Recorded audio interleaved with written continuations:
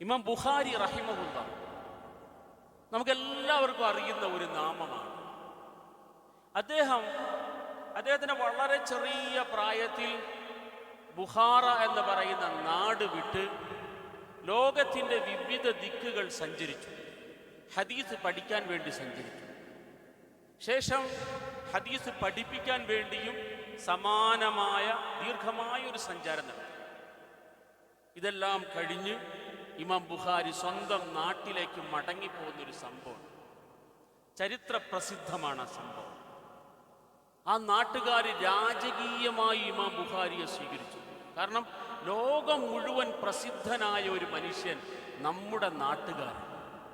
ചെറിയ പ്രായത്തിൽ നാട് വിട്ടുപോയി ഹദീസുകൾ അനേകം പഠിച്ച് ഹദീസിൻ്റെ ലോകത്തെ ഏറ്റവും വലിയ പണ്ഡിതനായി മാറിയതിനു ശേഷം സഹീഹുൽ ബുഖാരി എന്ന് പറയുന്ന ഒരു മഹത്തായ കൃതി രചിച്ചതിന് ശേഷം നാട്ടിലേക്ക് മടങ്ങി വരിക.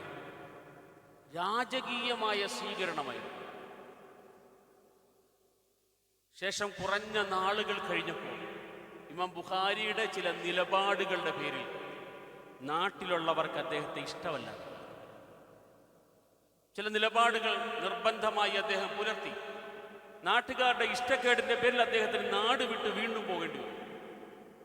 ആ സന്ദർഭത്തിൽ അദ്ദേഹത്തിന്റെ ശിഷ്യന്മാരിൽ ഒരാൾ ചെന്ന് ചോദിക്കുന്നുണ്ട്, ഇന്നലെ അല്ലെങ്കിൽ കുറഞ്ഞ നാളുകൾക്ക് മുമ്പ് ഈ നാട്ടുകാര് അങ്ങയെ ഉള്ളം കൈയിലെടുത്ത് സ്വീകരിച്ചവരാണ്. ഇന്ന് അവരങ്ങയെ വെറുത്ത് പുറത്താക്കാൻ.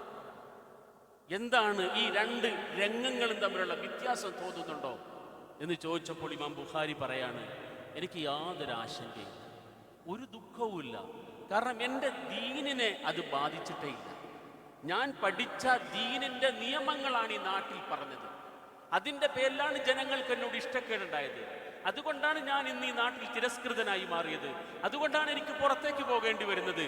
ഇവിടെയുള്ള ജനങ്ങളുടെ താല്പര്യത്തിനനുസരിച്ച് സംസാരിച്ച് ഇവരുടെ പ്രീതി വാങ്ങി ഈ നാട്ടിൽ ഞാൻ താമസിക്കുകയായിരുന്നെങ്കിൽ ശരിയാണ്, എനിക്കതൊരു വലിയ അപകടമായിരിക്കും. എൻ്റെ ദീനിനെയാണ് ബാധിക്കുക. എൻ്റെ ദുനിയാവിനെ സുരക്ഷിതമാക്കാൻ ഞാൻ ശ്രമിച്ചാൽ എനിക്ക് നഷ്ടപ്പെടുന്നത് ദീനാണ്. എൻ്റെ ദീനിനെ ഞാൻ സുരക്ഷിതനാക്കാൻ ശ്രമിക്കുമ്പോൾ എനിക്ക് നഷ്ടപ്പെടുന്നത് ദുനിയാവാണ്. അത് നഷ്ടപ്പെട്ടു കൊള്ളട്ടെ.